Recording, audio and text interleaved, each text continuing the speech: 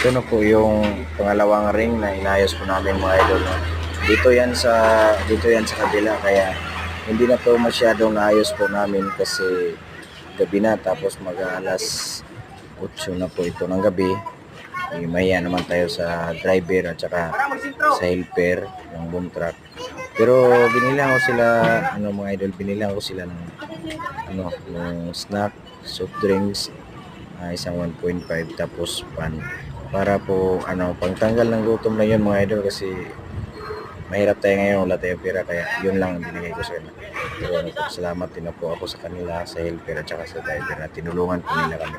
Pero ulitin po namin to mga idol sa pag-ayos kung meron na po kami maraming kasama po mga idol.